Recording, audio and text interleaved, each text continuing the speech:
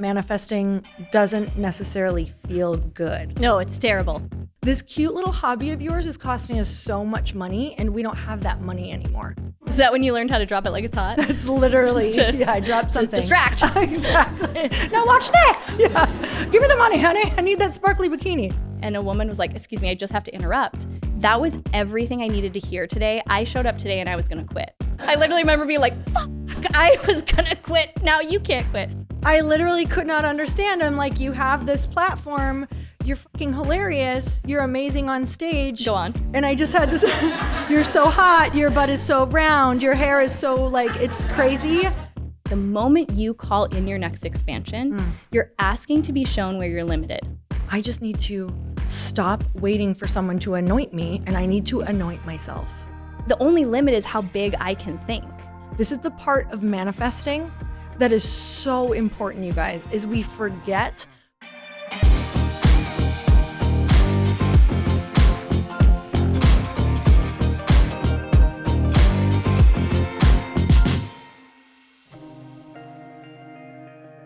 We've prepared a delicious topic for you tonight, and I know some of the people in the room are going to be really excited. We're going to talk about manifesting. We're going to talk about how when we reflect back on both of our journeys, there is a unique and distinct formula that a lot of our success, a lot of our moments that have really catapulted us to the next level have followed. And I was listening to another podcast where they were talking about this, to pay attention to the patterns within your own way of manifesting. How when you do, you can actually look for where, it'll give you insight into where you're maybe stuck or where you can create momentum now that you aren't currently experiencing. Because I don't know about anyone else, but can you look back at other seasons of your business or your life where you were really like making shit happen? And then you get to another phase and you stop doing the shit that works? Mm-hmm. Anyone? Just me? Mm-hmm. So I was really reflecting on this conversation, and then we were together on a girls' trip. We get together and do a mastermind twice a year with a bunch of, entrepreneurs that a lot of you already know and love.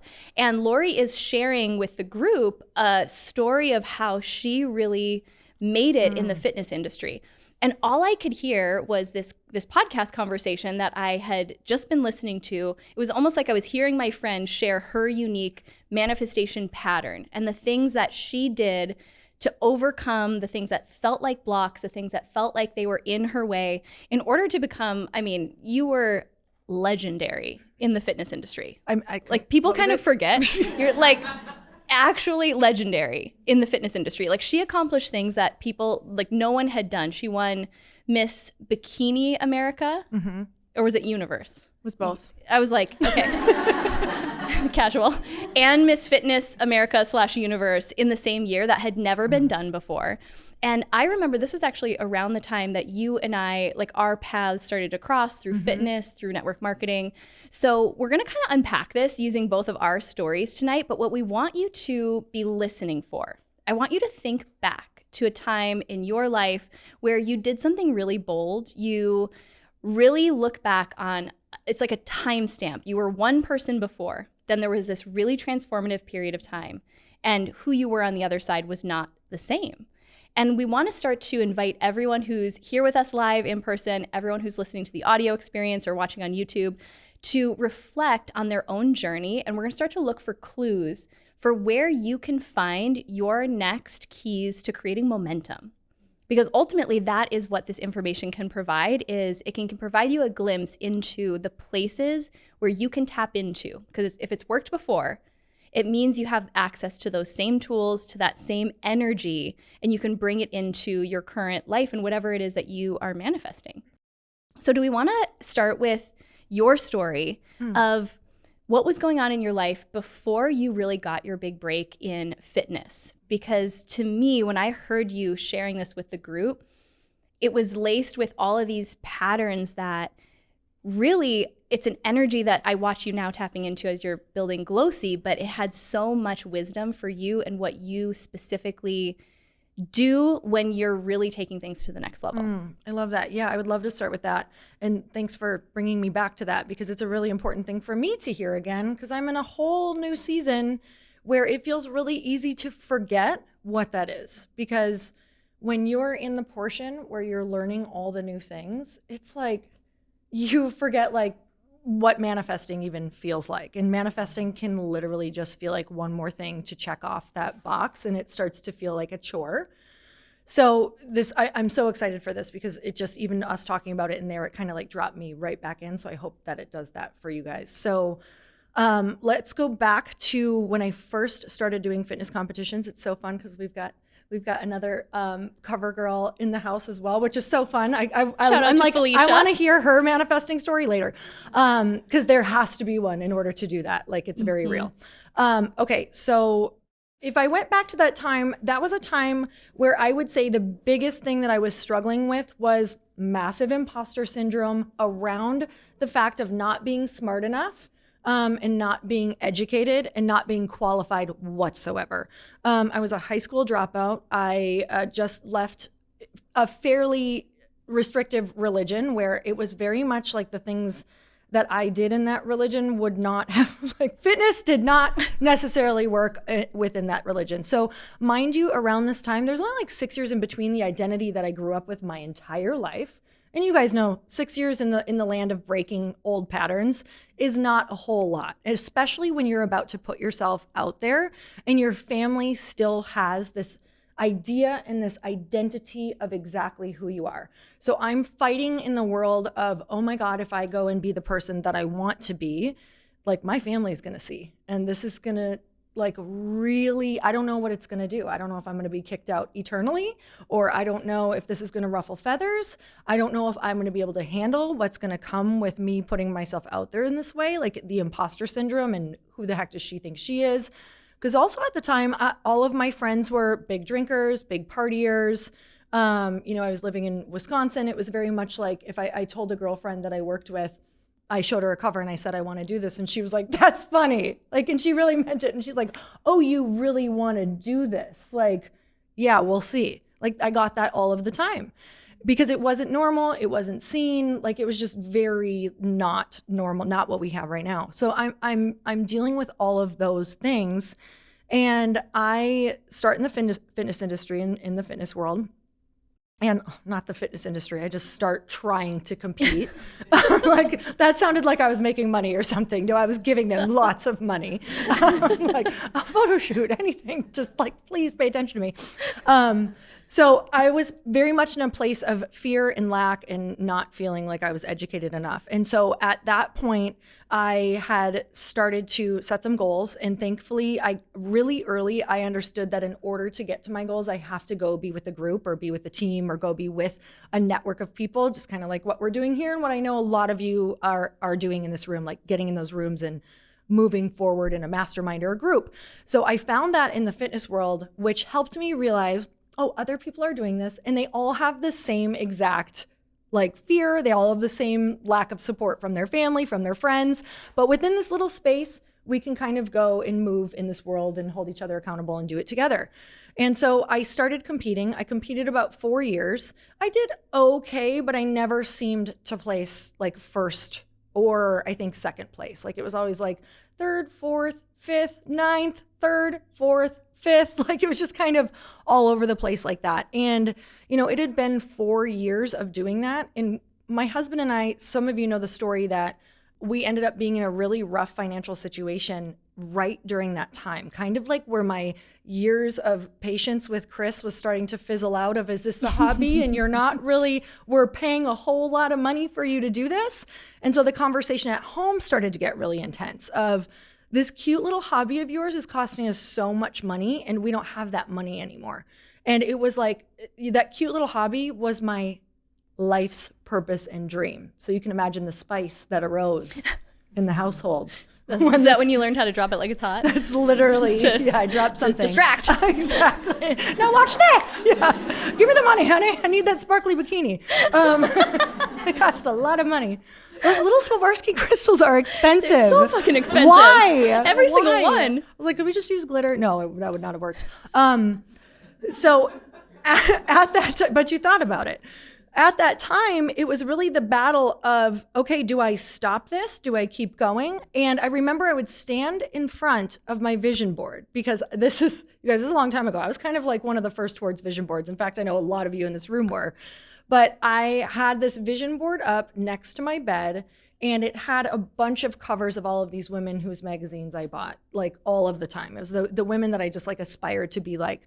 And I would stand in front of it daily and look at it and picture myself, as a cover girl, and the things that it would like bring in my life. And I had this moment where I was standing in front of my vision board and nothing was seeming to go my way, like, because I wasn't looking at the things that were. I was very much in like the poor me, I'm never gonna make it. Why are some of these girls that I, have started competing with over the past 4 years, they've gotten the covers, they're getting the attention, they're getting the contracts, they're starting to get paid. And I was feeling really bad. And this, in that moment, what was happening is I was going back like through my past and looking for all the times things didn't work out. And guess what I found? All of the evidence of this probably actually won't work for you, because nothing has worked for you. And I just brought in everything of like, oh wow, yeah, I just kind of like, everything takes really long for me, and I just kind of always finish under everybody else. And so this was my story. And I had this moment in front of this vision board by myself at home where I'm staring at it, and I was like, I'm never gonna get there. Like, I'm probably never going to get that. And so I want you to picture right now that thing that you really want, and just having that come to Jesus moment of saying to yourself, like, you're probably never gonna get that. Like, deciding in that moment, because that's what we're doing, right? And I just had a moment of deciding, like, I'm probably never gonna get that. And I threw myself on my bed that was next to it, and I literally had a full-on adult breakdown. Like, I beat the bed, I was screaming, like doing the ugly cry, and we've all done it before, where you're just like exhausting yourself and you're getting it all out, and you have this realization that no one was there to see the beauty of what you just did. You're just like, that was so good. Like, that was some of my finest work. That was my finest work. That was truly was my finest breakdown. So you're kind of like, or you're like it's actually exhausting to continue, continue doing it. Then you kind of catch yourself in the mirror, and you're like, God, I look so beautiful. Do I look cute if I cry that way? And you're like, no, I Anybody? don't. No? I'm kidding. I was kidding about that last part. Just me. So in that exact moment, you have this like higher self moment. And I know you've had these, and we have to like bank on these. Please, God, send me more of them. But I had this higher self moment of, why do I actually want that thing? Like, why do we want the thing? And this is the part we forget. This is the part of manifesting that is so important, you guys, is we forget why we actually want it.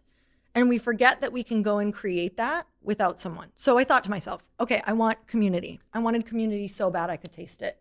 And I thought that maybe by winning these things or getting these covers that I'd finally feel like what a popular girl felt like. Because let me tell you, being raised in the religion I was raised in, you don't feel popular, do you? She was raised in my same religion. You're very much like an outcast. And I think that can stay with you. So I remember just thinking like, okay, I want community. Like, it's not the popularity that I want. Actually, the underlying of the popularity is feeling wanted, is feeling community. And it's feeling like I need to want myself. And I have to find myself valuable. Okay. And so I was like, what else do I want? I want to feel like an inspiration to people. I want to feel like I'm a leader. Like, I know that I'm a teacher and I'm a leader. So I'm, wanting to be able to lead these communities. And that was when I said to myself, I'm like, oh my God, I just need to stop waiting for someone to anoint me, and I need to anoint myself. And I had the moment of, I need to cut out the middleman. So in every single thing that we're trying to manifest and create, there's someone or something that you're putting in the middle that you believe is going to give it to you. And it's the hardest part about it, and the most beautiful part about it, is the realization that the only person who can give it to you is yourself. And that's so confronting, because it comes with a lot of work. And I would be lying if I sat here and said that it wasn't the most challenging portion of manifesting that is going to come with manifesting. So in the moment of I'm cutting out the middleman, I'm going to anoint myself. It was what are the things that I could be doing now that will create that? So I started a YouTube channel. I started something called Busy Girl Healthy Life, and I started cooking turkey sausage on YouTube constantly. Dropping it like it's hot. It was my best recipe. So a bunch of other things as well. I was cooking on YouTube, and then I created a community at my little gym that I had, my little gym space. I was like, okay, how could I create more community within this fitness community or within the community that I have? And so I started putting on every single weekend. It felt like I was either doing an empowerment thing, or I was doing a workout type thing, or I was doing a Sunday session where you all got together and you worked out and you learned how to pose or be on stage. And I started getting the community that I wanted. And I started, creating like the leadership positions, and I started getting attention for the cooking stuff that I was doing. And I put out a self-published cookbook. So with all of that said, I finally started getting attention from the magazine because I had been turned down so many times. So for 4 years straight, I was pitching myself the whole time. And it was, you're not the right look. You're not the girl for us. You're never going to get this cover. Like, it was very, very like, you're not our girl. Could you please stop? And I kept going. Wasn't there even like a time that you had paid out of your own pocket to go and do the shoot, and then they told you you weren't getting the cover? Yes. During that time of our brokenness, I just want to bring you back there where I had literally zero money. They had given me a call. This was kind of when I had started this stuff. And they said, we'd love to do a test shoot cover with you. And I was like, this is it. This is my moment. You guys, I was freaking out, and you're not supposed to tell anyone because it's a test shoot and you don't know if you're going to get it. But imagine going up for a test cover shoot and flying to Canada, Toronto, and being like, this is it. Like, you get to shoot for an entire day. You shoot all the layouts. You shoot a cover all day long, and then you leave and you don't know if you're getting the cover and you can't tell anyone. And so I'm thinking, I definitely have this cover. I spent all the money on outfits because as much as we would love to think that you get paid and it's glamorous, you pay for your way and you pay for all of your outfits and you pay for everything. And so I get up there during our time of brokenness paying for everything. And I'm like, Chris, this is it. Like, this is the moment. This is amazing. 3 months later, I get a call. Oh, we're not using your cover. I'm like, okay. And of course, you have the breakdown moments. But also, I just felt so clear on the path that I was able to create myself that I was like, this isn't like, that's not the end. Even though it felt like the kiss of death, because they actually say in fitness, if you don't get a cover used, it's the kiss of death because they didn't like you or you did something wrong. But you're left with no answer. And I was like, that's okay, because we're going to keep on going.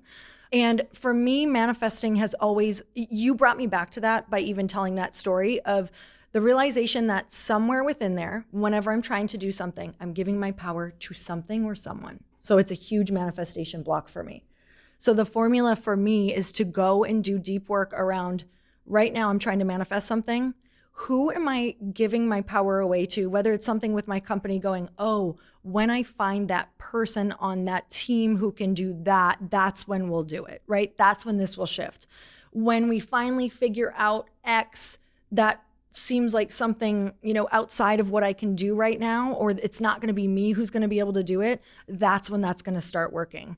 And it's having the moment of, oh, I'm really relying heavily on giving someone my power or relying on someone else because there's some sort of work there that I'm avoiding deeply because it's very confronting and it probably has the potential to give me some like really scary rejection or some really confronting things about me, like maybe you're not smart. Maybe you do have to really, really work on a new skill set.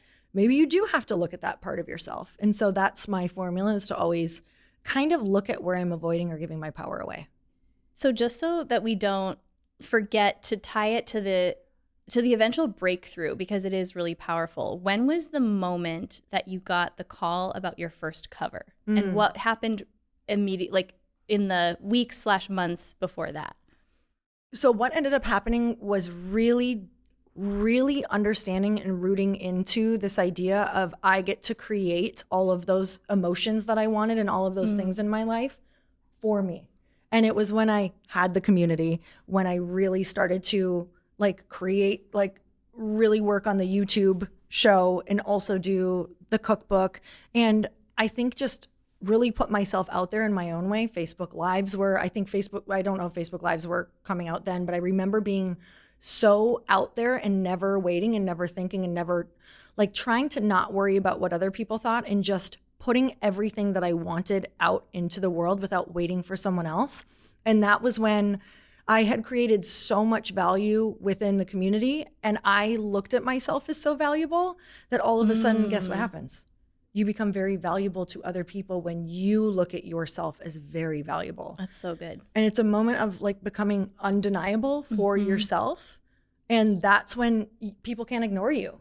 And so when I went back to the magazines, I just had so much value to write down, like, hey, here's what I would love to offer. Here's how I can help you. Here's how I could get you exposure. And that's when they said, oh, this is amazing, because they're a business.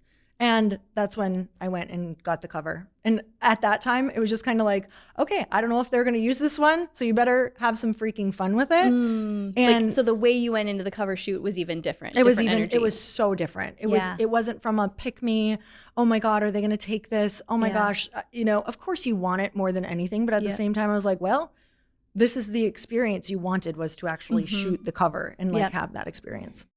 I'm just like having this moment where I'm like, my friend is so cool. Aw. And you went on to do 11 covers, 10? Was it only 10? Was it only 10 or was it 11? I actually She lost count. So many covers.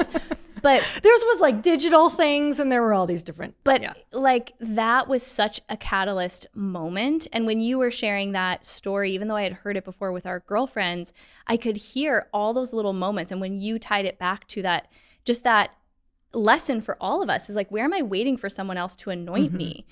How has that now inspired the season that you're in with building Glōci? Oh my God. I mean, you guys, it's everything. We're waiting to like get accepted by friend groups. We're waiting to feel good enough to, take the leap into something. We're waiting for someone to go, we're hiring coaches which is great, by the way, but I'm saying like we're literally spending money to get confirmation from someone. And I get it. I did all of those things too. But it's almost like allowing yourself, and this may not be your formula, but give it a try, but allowing yourself to really like observe how much you are avoiding your own power out of some sort of fear of either the work or of what's going to come with that power and attention. And it's like digging into that and going, oh, there it is. And when you find it, when you see it, it's ugly and it's confronting because it's work. It's work. And we're trying to avoid the work, like trying to find like a sweet, fluffy way that's going to come and be like, oh my gosh, you've done so much work so far. Let's reward it. We found you. We've been looking Exactly. for the most amazing woman in America. We found her. And they knock on your door with like a bouquet of flowers. Who else dreamt of that? Like, I think like America's Top Model really fucked us over. That Where is, they're like, I "We was found thinking you." Publishers Clearinghouse, but I was thinking when But they like Tyra find as them well. on the new, the streets of New York. I'm like just Yes. walking around like, where are they? And they're like, it's not you, honey. But so good though. I just think that we get rewarded from all of our hard work with more hard work, but in a different way. Well, and we were talking about that as we were preparing for this conversation, how, I think manifestation gets really glamorized and we can overlook the hard work part because there is a part of us, I think there's a part of our soul that knows we actually want to have skin in the game and we want to earn it. We actually don't want it just to drop from the sky without having to do at least some internal like spiritual work and evolve into the person who can hold it. So at some point you're going to meet yourself. You're going to meet a part of you that didn't want to do the work or is bumping up against where you feel really insecure or scared. And that is usually for me the point right when things are about to get good, but it feels like the most intense resistance you've ever experienced. What for you is your like power opposite that you do? My favorite flavor of self-sabotage. Yeah, exactly. Favorite flavor of self-sabotage. So I'm kind of playing it back because in this season, what I realize is that similar, but I think I have my own words and there's a different energy to it. I really am just waiting for someone to discover me. I am waiting for the perfect partner to show up on my doorstep, which when do we tell that story? kind of happened. Because everything I just said is going to go out the window, and I'm just going to wait. We're now. not sure. It's a research project. It's in the very early stages. We're still in the lab. You should wear a lab coat. I'm literally Thursday. blushing right now. But I'm waiting for someone literally showed up on my doorstep. That's what we're saying, guys. Okay, that's another story for another day. It's not the UPS man. In business, this has not happened yet, where something just shows up without. What I'm trying to avoid is putting myself out there to possibly be rejected. I do this in so many different ways within my business. I hide behind the fact that I'm like, how amazing is it that Powerhouse Women has scaled and we have such a small audience? I hide behind that because I'm more comfortable with having a small audience. I don't want to put myself out there and put effort into growing an audience, have it not happen, and then find out that I'm not actually that special. Mm-hmm. Ooh. Just let that one land. Yeah. So when I look back at my version of when I was really searching for what is that pattern, where were the times where I felt that same resistance and I did something different and something transformed. For me, it was the season that preceded Powerhouse Women even being a thing. It was when I ended up writing a book. And what happened was I tapped into this energy, and I think it's so powerful. I talked a lot at our Expanders retreat, which there's a lot of Expanders alumni in the room this last retreat we had, about how, expansion as a formula inherently means, like, the moment you call in your next expansion, you're asking to be shown where you're limited. So bad. That was like, wow, I hope they got that on the audio. We're like, do we really want this, or should we just drink wine for the rest of the night? Let's go back to our lower selves. Right, exactly. Back to the doorstep. So when we're asking for expansion, we're actually asking to be shown where we're limited. It's awful. It's the worst and the best. Because when we see where we're limited, that's where we know our next action is. That's where we know we need to go and do some mindset work, some digger deeping. Or digger deeping? Oh, Deeper I love digging? That. I loved it. I like how you kind of just all went with that. That was great. So it actually sounded right, didn't it? I was like, that is very spiritual. Yes. So when I think back to even the energy that I feel in my life right now, having gone through such a personal identity death and, coming into this rebirth, what the energy feels like for me is just, I know that there is something that this season holds for me, but it feels really uncertain.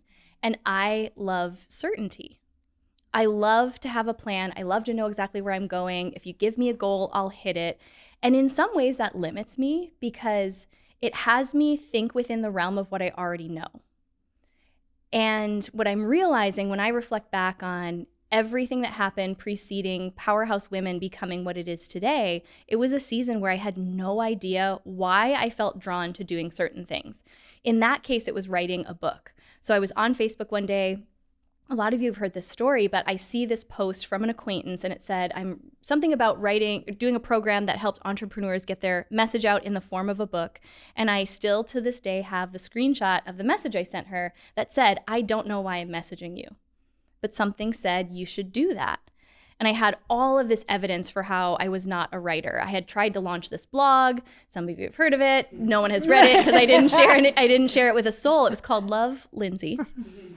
Good blog. Such a cute name, right? The branding was like pink and like hot pink and purple. Of course it was. I hated it from the start, but I paid this woman in my BNI group to do the branding, and she terrified me. I was so afraid of her, and I had no backbone. I was like, I love it. Hated it. But I wrote one article per year, and it never took off. No one ever discovered me. That is shocking. So I still to this day can't believe it. So I had so much evidence for why writing a book was not something I was qualified to do. But there was just something in me that was like pulling me toward this next yes. So I joined a program to write a book over a year, and I paid money. Mm-hmm. Whenever I say that, I'm like, I didn't get a publishing deal. No, I paid them money, and I said, take my money, hold me accountable. I'm going to do this. And over the next year, I tried to quit 3 times. Like actually showed up to the call, was about to quit. And just something in me was like, okay, you already know what it feels like to quit. You've done that with so many other things. You get to the point where you're getting some momentum, but you also are starting to press up against the limit of what you know yourself to be capable of. You get scared, and then you want to quit. And the best part is I I'm a Capricorn, so I can make my quit sound really cute. It'll sound like, gosh, I just need to give myself more grace. I think I'm just like burning the candle at both ends. And I am just, my bandwidth is, like I use really personally developed words to say, I'm fucking scared. I want to quit. And in those instances, in every moment where I was about to quit, what I'm proud of myself for was I was at least going to show up and quit like a woman. I was going to tell them to their face that I was like, thank you so much. This has been great, but I'm not going to be continuing. And the 3 times where I tried to quit, I would show up to these calls, these Zoom calls, and we would have to read out loud some of the copy we had written. And I did that part. And then afterward, I had this whole speech prepared. And I'll never forget the first one. And a woman was like, excuse me, I just have to interrupt. That was everything I needed to hear today. I showed up today and I was going to quit. That's insane. And I was like, this bitch. I literally remember being like, fuck, I was going to quit. Now you can't quit. And she's like, had you not written that, I would have given up on this dream I have. And I know I'm supposed to be an author. Like, I can't wait for your book. And I was like, not happening. Me either. So in those moments, like, and what was happening was I was really afraid to put something out there and have it be judged and have it be imperfect is essentially what it was. I wanted to be like the fully formed version of myself and get to show that to the world, not the imperfect part. So the book, I finish it at least, thank God. And then publishing time comes around. And some of you have heard this story. I go to publish and we hit Amazon bestseller. It was so exciting. And then my editor calls and she's like, I'm thinking she's calling to congratulate me. And I answer the phone and I'm like, hello. And she goes, bestseller here. Yeah, anything you want to tell me? And she said, I'm sick to my stomach.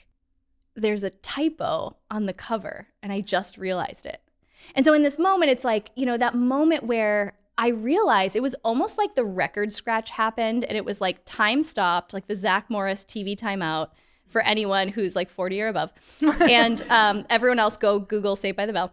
And I realized I had this choice to make because the old version of me would have pulled everything back. I would have been way too embarrassed. I just would have stopped because it was like the worst fear happened. I did something it felt so vulnerable to put that out there. And then it was imperfect. People were going to see me do this thing imperfectly. And then I got like messages about people finding typos in the book. And I was like, it's fine, everything's fine. And I remember just being like, no, I got this far using this mantra that I had heard, this girl that I followed on Facebook share all the time, that done is better than perfect. And I was like, what if I just leave it? Like, I got this far. What if I just let it go? Like, we'll fix the typos, whatever.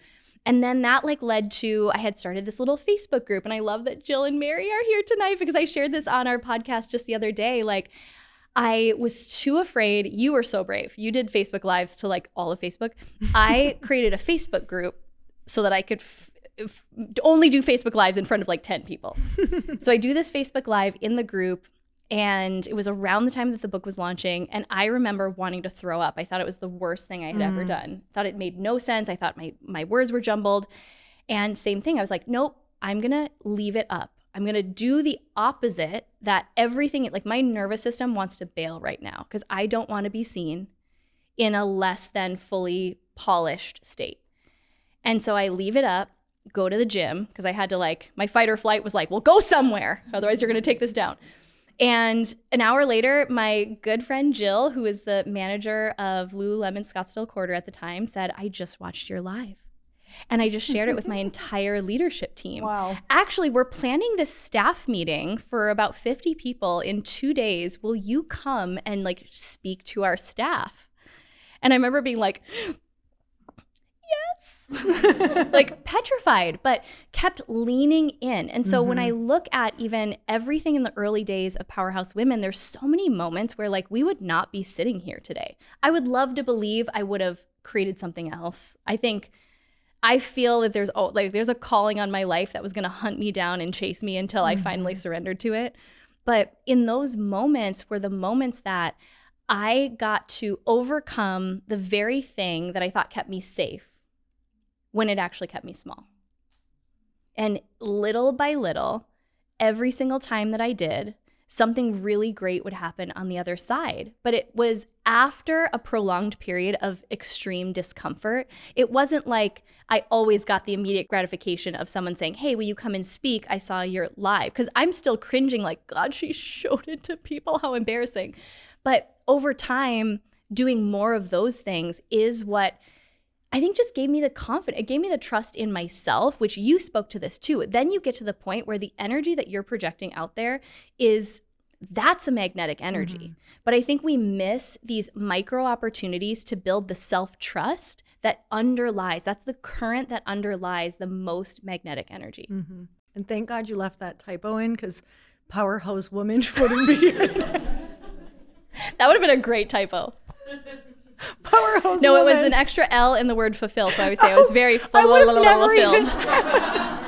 And I probably didn't even notice it. But every time you tell that story, I forget that if it wasn't for your book, I don't think we'd be here right now. When Lindsey I was writing a book simultaneous to Lindsey. It started and about I don't think I knew that. 3 years earlier than that, though. And I just kept like writing and writing and writing and writing this book, because I was like, I'm going to write this book, and when the book is done, I'm going to get it published, like thinking that's how this actually worked. That's not how a book actually works. Well, it can, but all of a sudden I'm like in year 3 of writing this book that I just can't figure out how to write a book, because I never learned and never got help, thinking I could do it alone. And Lindsey's book comes in the mail. I was like, hey, I'm going to send this to you. I don't want anything for it. I just want you to know that literally hearing her say done is better than perfect is what got me through writing. And I wanted to send her a copy so she could see her impact. And it was literally the sweetest ever, except at that moment, because I'm going to be so honest. Like in the personal development journey, this is like going to be like, oh, really? Is that how Lori is? Okay. I felt like maybe I was ahead of you in that moment, because I was like, okay, I've been speaking on stages, like I've been going and doing all these things, but I couldn't get my book done. So Lindsey, I freaking loved her. Like there was something about her that I'm like, I loved her. I literally already felt like she was my friend. But when I got a book from a girl who felt like she was maybe like coming to my stuff at the moment, this would be like if you started maybe coaching someone, or someone came into your world to be like, hey, I want to learn from you. And then they send you the thing that you can't seem to get done. I was like, oh, this is so cool that you're quoting done is better than perfect back to me right now. And so I freaking loved it. And I have to tell you, that was like the moment that I was like, fuck this noise. I'm getting my book done. Like if she can do this, I can literally do this. Mm-hmm. And I totally forget about that. Like I actually forgot. That was completely buried until you told that story last time. It's like, I can't believe that your book was an actual catalyst that lit a huge fire under my butt. So being jealous of someone or having a moment of, wait a second, was one of the most, you guys can take that and make it so powerful. I didn't go, oh, I hate this girl. I literally went, oh my God. She literally just did the thing that I can't seem to do right now. And it inspired me so much that was it. And that was also the moment for me that every time I saw you, I put you in the craziest high regard that you became a peer to me. Because I was fulfilled. Because I was like, I understood that she was on the battlefield with me. And I was like, that's a girl I really want to know. And I was so grateful for you. And like, that was it for me. That's so cool to get to reflect back on that. And, so in this season, what I'm looking at is, okay, there's definitely this part of me that is waiting to be discovered, waiting for the perfect partner to show up on my doorstep, waiting for someone to be like, I'm here to take Powerhouse Women to the next level without you ever having to get uncomfortable.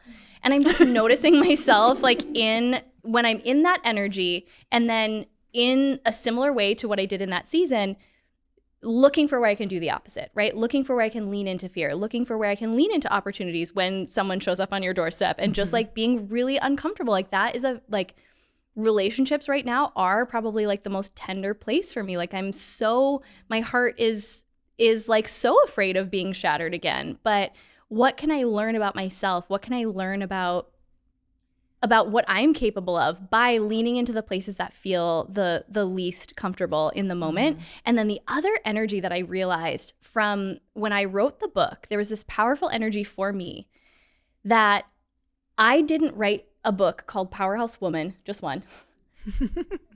ever thinking it would turn into Powerhouse Women, thousands and thousands.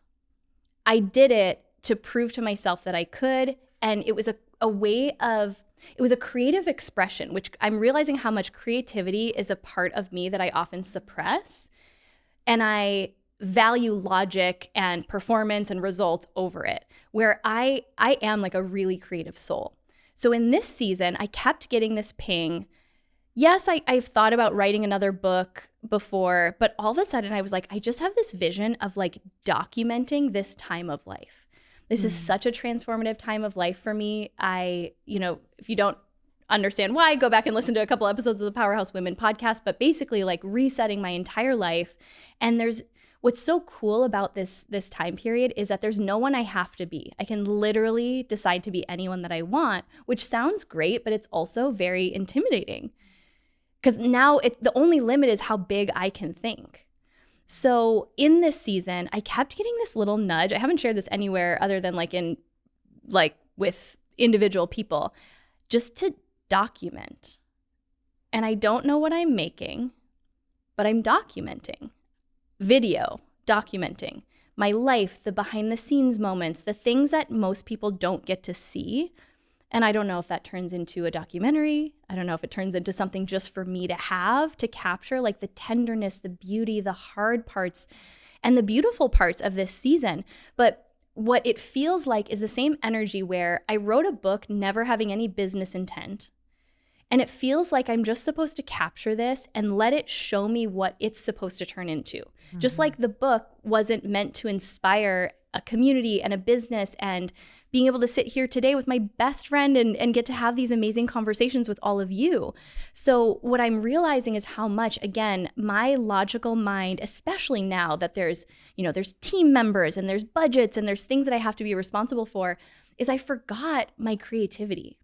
I forgot to nurture the part of me that's the most magnetic. And that's the part of me that it doesn't necessarily always make sense in the moment, but it's a pure expression of my heart and soul.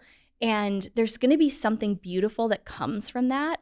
I mean, at the end of the day, I still am a businesswoman. I believe there's going to be business value to me doing that, but I have to leave it right now unencumbered by, not weighted down by having this project need to become something. It has to have this energy, this pure energy of I'm just capturing it because I really want to document this right now. And then, I'll invite you all to the movie premiere whenever that happens. Mm-hmm. So it's been so fun remembering that was exactly how I felt for a whole year while I was writing a book, and I had no idea. I mean, that version of me could have never fathomed what came afterward.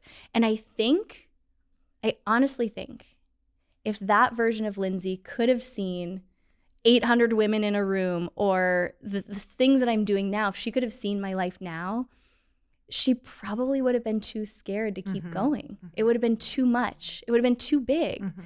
So I'm kind of grateful that my manifestation formula, I don't get to see much more than just a few steps ahead on the journey.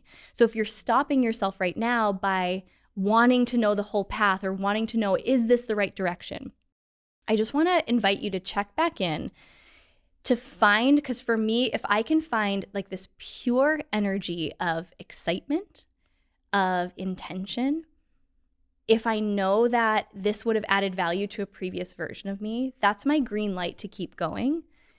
And I can always pivot. I can always turn it into something else. I love I just got to see how important the journey of, even if it's not happening right away, how important that is. And I know that's so important for me and for all of us in this room, and how even with the covers, you guys, I wouldn't even been ready on the one where they said, hey, come up, we're going to shoot a cover. I would have squandered it because I didn't understand business yet, where what I saw a lot in that world is that you get a cover and they take the 15 minutes of fame and they lose it. You never see those girls ever again. They don't know how to hold it. And what happens is when people don't know how to hold it, it just disappears. It doesn't happen again. You didn't capitalize on it. You didn't use that moment that you got. And so, the reason it didn't come any sooner for me is because I needed that whole year to understand that magazine was a business. and that I also needed to operate as a business, and that I needed to use that cover to not only help my career and get myself out there, but to help them get out there. And simultaneously, it would be this like working ladder of us continuing to prop each other over and over again.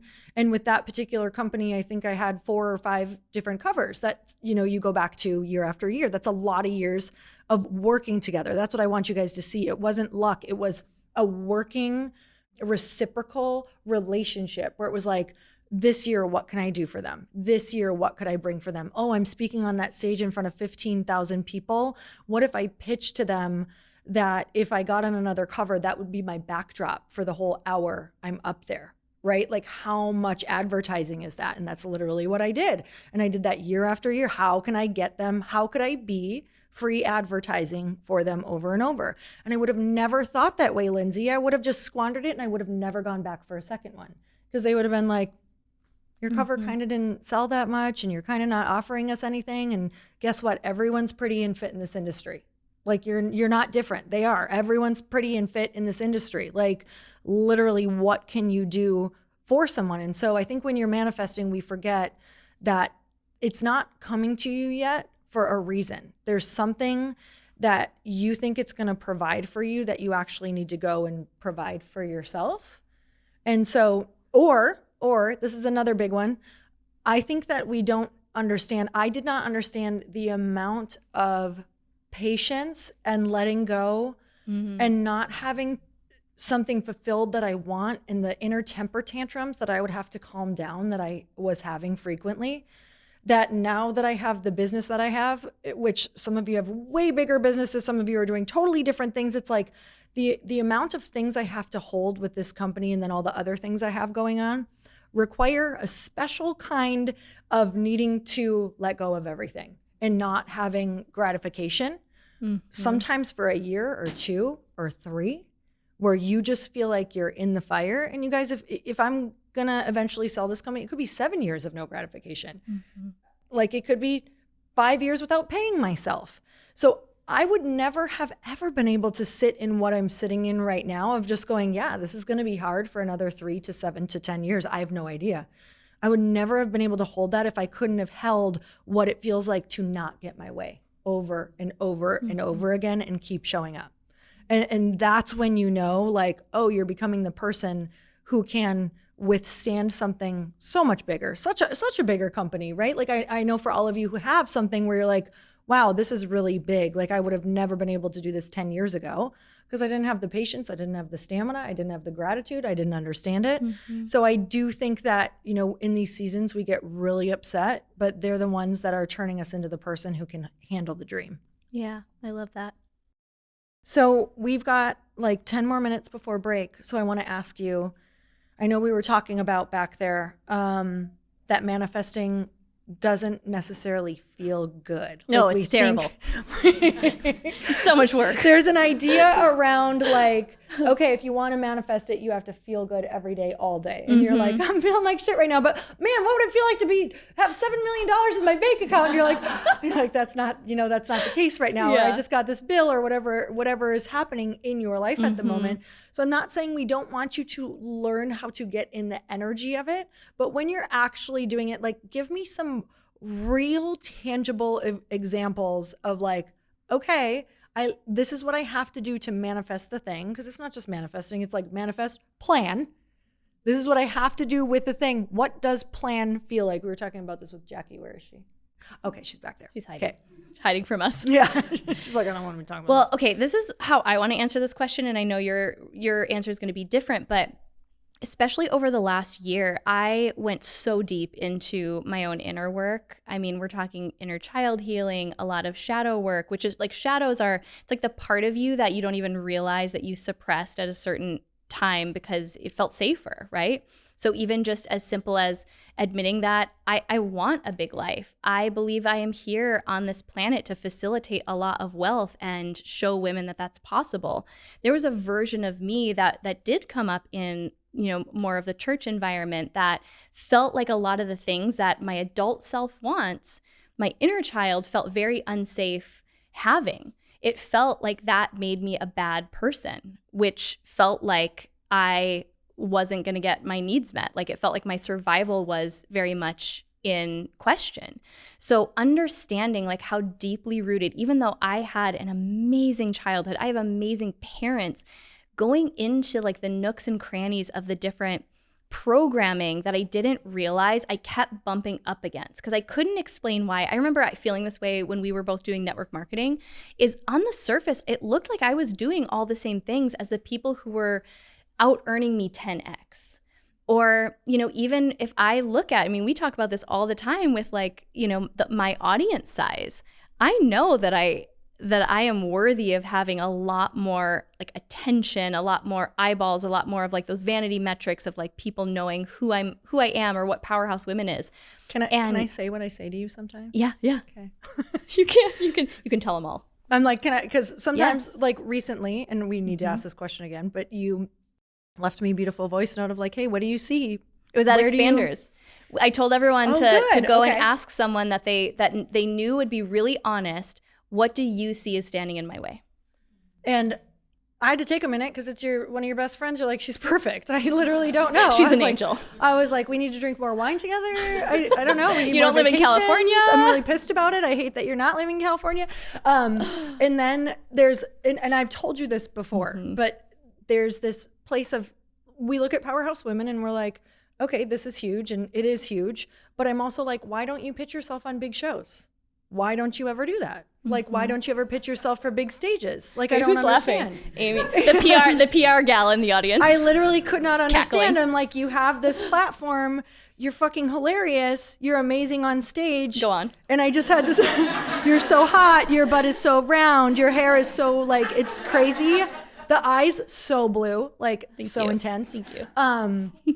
But I literally was like, what is, you have those moments with your friend where you're like, do you not want to be seen?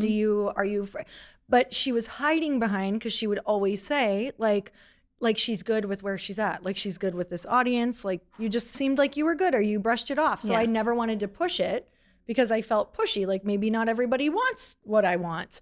And so it was a moment for me of when you were kind of like saying the different things out loud that I was like, wow, I didn't even fully know how much you were hiding. And I think I'm still starting to like peel back those layers. I can't say like I did this one meditation and all of a sudden my fear of success But let me completely send went you away. the link that she did do. Well, but I mean, It's but an really, Anna Marie is in the audience tonight, and she'll be coming on the podcast soon. I've been doing such deep work with so many different people, but Anna Marie is an intuitive therapist. She and I have done sessions on like going deep into even like past life stuff around like where was it not safe to be seen in a really big way? Because I hold this dichotomy within myself, and I don't know if anyone relates to this. It's like, there was in the early stages such a fear of not being enough. Like a lot of that was shed with going through the process, like this rite of passage of writing a book. And then I think I've kind of stayed in this in between of now I'm afraid to be too much. And it feels like it's tied to like an actual, like it wouldn't be safe for me to be fully seen. Like I can feel my own power within me, and it scares me. And so if you listen to the Powerhouse Women podcast, I'm sharing a lot about what I'm doing in the moment right now, because that's all that's it. It's like once there's a layer that will come off, and it's coming off layer by layer by layer. Yeah, the universe is starting, oh God, like starting to reveal, I mean, breakthroughs, like literally someone showed up on my doorstep. Stop it. Stop. You're so bad. But like even that where it's like, no, I'm not ready. Like I'm not ready to put myself out there. And here's the other thing. I'm going to do a podcast on this. The energy of love and money is the same. So it's like where we hide in our most intimate relationships is the same place we hide in our most intimate money relationships. And I'm seeing how much I'm calling in expansion. So now I'm being mirrored with where I'm limited. And it's a different kind of discomfort. Like I actually prefer the kind of discomfort I went through last year in a fucked up way. Yeah. Meaning like my whole life kind of crumbled down around me. Somehow that was more comfortable. And here's why, because I had to work hard to overcome it. Now my lesson is literally how good can it get and how good can I let it be? And it's so scary, you guys. It's like some people have the applause sign. We have that just like But it's like, that's what we all say we want. And then it shows up on your doorstep and you're like, nah, not today. Not today. I'm literally just like, do I want the things I want? Because it is like, do I really want that like horrible expansion? I don't know. I'm just being honest. Like there are moments I'm like, yes, I want this, but I'm so tired. Period. End of story. But it's That's like all. The reason that we are friends and we're friends with people in this room is that we all know that we are here in this lifetime to do something bigger. And big is relative, right? It's going to be relative for all of us, but that inherently means we are here on a growth journey. There's a part of us that would die away if we weren't challenging ourselves. We talk about this all the time. If you stopped doing Glōci today, if I stopped doing Powerhouse Women today, a month from now, catch me starting something that's like powerful females. You'd start Powerhouse Women and I'd start Hosi. Exactly. I mean, people are pulling for me to have a hoe face, so it's not happening, guys. It is not happening. I'm still a good girl. Back to manifesting. Back to you, Clark. Yeah, so where were we? Okay, so how much do you hate the growth process right now? Like, where is it most uncomfortable? Where is the discomfort showing up I'll at your tell you, doorstep? so Chris and I have this conversation probably daily right now because having 2 startups in the house is pretty intense, just honestly. Who works with their partner at all at home? Okay, it's a thing. Or who has like a bestie and you guys are really out in it together, like you have somebody. Yeah, okay, that's also a thing. You know, I think the cool part is once you get to a certain place, quitting is off the table. So I'll just say quitting is off the table for us. It has been for a lot of years. So that's really good. So this is the conversation we always go back to is like, this is the over personal development conversation between 2 people who do too much personal development. And it's like, okay, Glōci's super hard. His stuff is super hard. There's been pivots in both. We have conversations where we're humbled daily, sometimes humiliated, sometimes, not all the time, but yeah, there are moments where you're like, that was really tough. And that was with someone who you talk to a lot of people who sometimes aren't nice, and it's rare, but it happens and it can kind of take you down. And, there are times where you're like, wow, am I bad at business? Because things are not going great. And you can really look at yourself over and over. And if you're not talking to a bunch of different founders all the time, things aren't normalized that are very normal. And so, the big thing that we're doing is surrounding ourselves with other people in our exact situation. So we're feeling a whole lot better. But the conversation continues to be, if we could go back and change anything, or if we had the opportunity to get rid of this or sell it right away, or, if someone just came along and offered us like the base value for it to be able to pay off investors and have nothing, would we take it? That's very tempting on your worst days, or to be like, let's just sell the asset. Like, let's see what we can get for it. So tempting, you guys. But then we play the movie to the end and we go, okay, yeah, let's pretend that scenario happens, right? Someone comes and they're like, we're going to take all your problems away and you can be free and clear your investors and just start from scratch and feel great about everything. And I'm like, do you know what I would do? I'd literally start Glōci all over again. I would start the same exact type of company. I probably would take investors again, because if I'm being really honest, even though it can make me feel sick to my stomach just because you feel so responsible to people, it's the thing that keeps me showing up for it every single day, doing things I wouldn't normally ever do, like asking really hard questions every single day over and over and over again to people who are maybe celebrities or people who are big investors, or to, people who like are kind of the gateway to a store, whatever that looks like. And I wouldn't be doing it, you guys, because it's my soul knew. Some people are like, why did you take investors? Why didn't you just build it slow or whatever? And I'm like, I actually don't know. I do know. My soul literally knew that I would have quit on myself, but my soul's journey is that I can't disappoint other people. And as bad as that is, and as much as I want to try to work through that, it's also been the thing that's made me follow through on my highest calling. And I think that's a lot of us in here. I think that's why we're in this room, is we know if we go and tell another woman what our dream is, we feel worse telling her we quit than just letting it be okay that we quit. And so I think that's why it's so important to find that accountability, to get that accountability, to tell all your friends. If it means investors and you know that's going to keep you showing up, great. Because there's definitely so many journeys that are gonna keep you doing it. And I think that sometimes with manifesting, we forget that part of your manifesting formula is massive accountability. Mm-hmm. And so you want a manifesting formula, it's like you need to get out there and create your network that won't let you fail. That won't let you quit on yourself. It's making me think of this inspirational quote I once read. The gospel of Instagram that said, opportunity is often missed because it's dressed in overalls and it looks like work. Mm-hmm.